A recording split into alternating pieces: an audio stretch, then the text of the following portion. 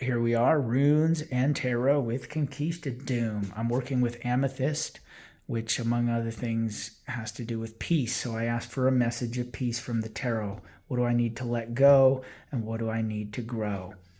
And basically what I got here, I'm using the ancient Egyptian tarot cards. What I loved are the planetary correspondences printed right on the cards.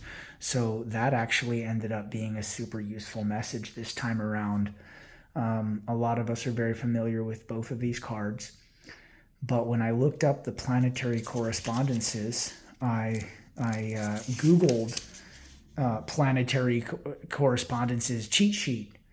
And I think the first thing that came up was the Astrologer's Apprentice cheat sheet PDF that you can easily find on Google. So the moon represents, among other things, responses, habit patterns, and feelings. So in this case, what do I need to let go? So habit patterns and responses. I need, for the sake of peace, tying this all to the amethyst, not being reactionary, not just saying the first thing that pops into my mind, most especially if it's motivated by anger. This has been a lifelong struggle of mine.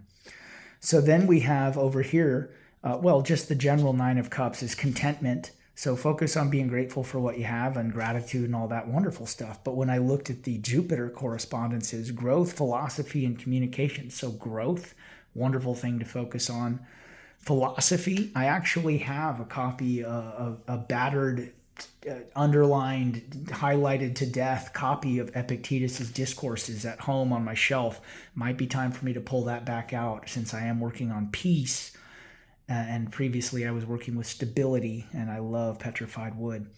So, and then communication. So that is a really interesting take. Let go of old responses and habit patterns and focus on growth and philosophy.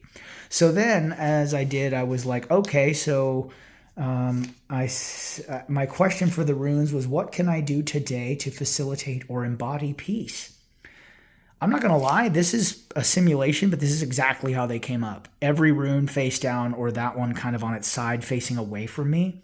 I've never had that happen before. So how I dealt with that is I took that as a sign not to be trifled with, that the runes don't want to speak to me today. And I assume that that's okay. At least every once in a while, it's probably going to happen. So even though I really wanted to immediately recast and treat that as a mulligan, I was like, no, they already gave me a message. They need a day off. So that's that. However, Tina K, whom I respect endlessly, has real old world experiential knowledge with the runes, said that it would have been acceptable for me to look at what the runes were anyway and write that down, because it could have represented things that are hidden from me on this journey that I might now have some insight into. So that's a school of thought.